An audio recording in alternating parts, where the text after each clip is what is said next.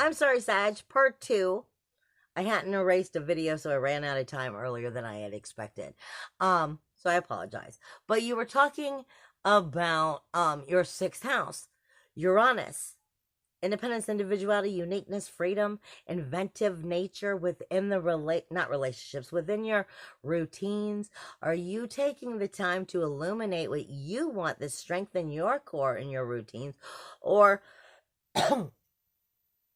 are other people trying to push you into doing things that even up their routines but don't really work for you? Are you coming into your individuality within these routines?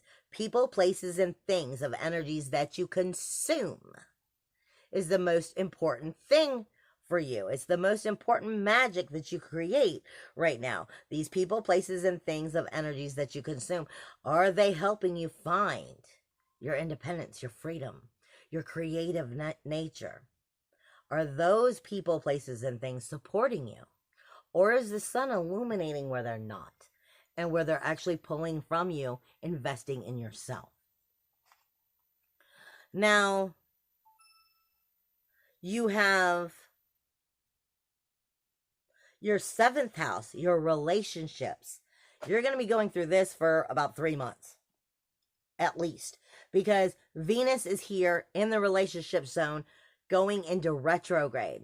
And it may be going all the way back to 8 years ago, or even 8 years prior, of lessons that you are still trying to learn, or even people maybe coming back from the past. Venus is all about value within these relationships, and your partners of these relationships, and anything you care about, you have a relationship with, from your friends to your family, to your children, to the one you're dating, to your working environment. Anything you care about, you have a relationship with and a partnership with. Even your open enemies, you have a relationship with. All right? Venus is coming in this area. Venus, I do not like to put Venus as love. She's not love. She helps you create love, how to communicate love. But she also tells you where she's been taken advantage of, disrespected, harmed, and hurt, and why she's still vengeful. Venus is your sensitivity, your emotional, mental, spiritual, and your physical sensitivity. In these relationships, she's going to be pushing those buttons to see if you value yourself properly within these relationships. And what do you value? Mercury is going to be flying through here. It moves into Gemini on the 11th, and it moves out on the 28th. So it's going to come flying through here. I got some shit to say, and I'm moving the hell on. Mercury doesn't care if it's positive or negative. Mercury is just communication, period. In Gemini, very curious, very fickle, Jekyll and Hyde energy. Venus is in Jekyll and Hyde energy. All logic or all emotions. Tapping into what you value. And are you being valued in these relationships? And what you have to say in your communication. Are you getting the true details? Are you getting to the bottom of it? Are you too quick to decide?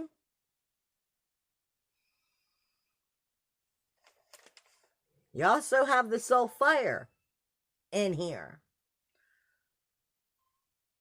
at this time. So it's asking you, really, are you being valued or not? And are you continuing to allow to have relationships that are going to truthfully value you the way you want to be valued, or not?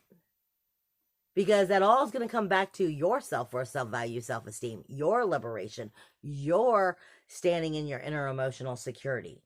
And if you're making the decisions that will manifest the value that you truly are trying to create. You have the new moon on the 22nd, which means the more you find out about the depths of this, The more you get right with this, then the more you'll be creating a new healthy cycle when you start that new moon on the 22nd. Venus goes retrograde on the 13th. You have your 8th house is Cancer, which is the rules, walls, boundaries of the relationships, the foundation of the relationships. Similar to Ceres and Mars, which are going into conjunction this month. It's on its last 30 days of being in Cancer before it moves into your 7th house, the North Node, Rahu, which is all about, are you nurturing these relationships with healthy boundaries? Or are you neglecting the boundaries altogether? This is all coming down to setting proper boundaries for proper value. To be able to create what you want as you move forward. Now, one last thing. Your 12th house, the 7th, Scorpio. Your 12th house is where you're going to have that full moon. Your insecurities, your grief, sorrow, shame, and blame, your hidden deception, your own suicide missions,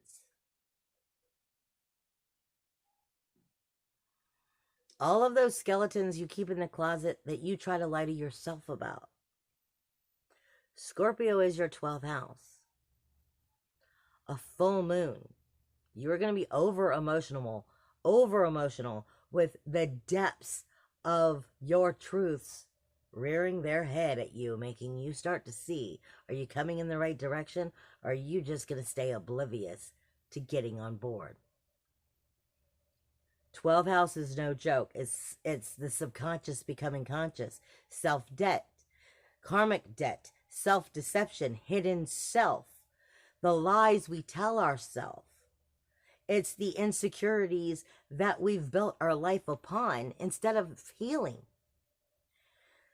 You have deep healing pushing you to find your value and get back in power. On the 7th, if there's anything that you've been in denial about, it's going to start showing itself.